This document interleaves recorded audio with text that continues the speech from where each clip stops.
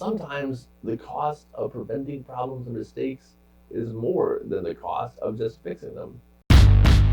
There's no way I'm going to be insulted when I call my video channel Crippled CEO. Once upon a time, on one of our e-commerce sites, we had a couple instances where people were using stolen credit cards to place orders and ship them to wherever.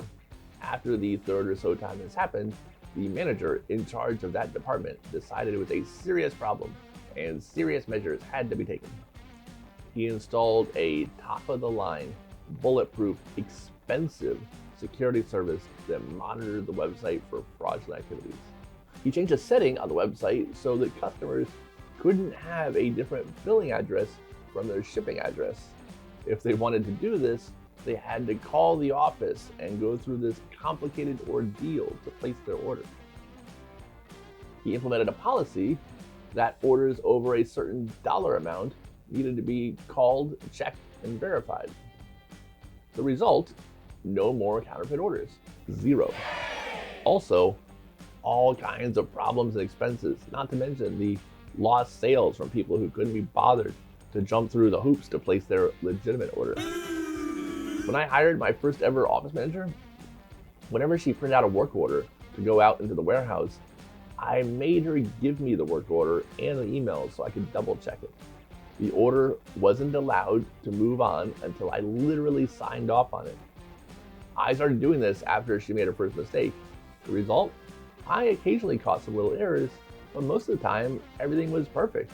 And not only was I spending a lot of time checking these every day, the bottleneck of orders waiting on me caused delays. Sometimes the cost of preventing problems or mistakes is more than the cost of just fixing them. It feels smarter and more responsible to implement all of these safeguards, but it is easy to go too far.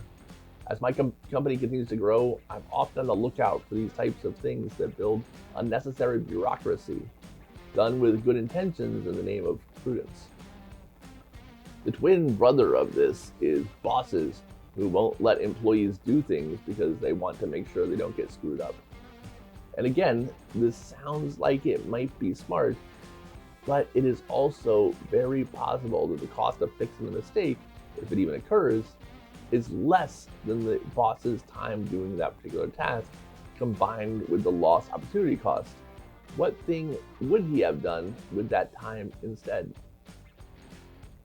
I don't have homeowners insurance because I believe that the cost of insurance is more than the cost of whatever repairs I might have to make if something does happen. I am currently in the middle of paying to remodel a bathroom that got destroyed due to a flood from a broken water line, so I might very well be wrong about this one. But I do think long term, I will end up coming out ahead. We will see and find out. Wearing a condom is a reasonable precaution if you're trying to avoid pregnancy. Chopping off your lance of love, your womb raider, your bald-headed sailor, your tonsil tickler, your tan banana, your lap rocket, Russell the one-eyed muscle, your rumpled foreskin, the Prince Everhard of the Netherlands, your heat-seeking moisture missile, the membrum virile. Sorry about that. I might have got a little excessive. Cutting that thing off might be a smidge excessive. Sometimes being safe is worse than being sorry, and then you'll be sorry for being safe. It takes some skill to figure out where the line is, but it is easier to spot if you're actively looking for it. Do you know who wasn't worried about safety at all last night? Your mom. She is crazy. I had to get stitches in my wedding wrecker. Your mom also subscribes to my channel and likes all my videos, and I think you should too.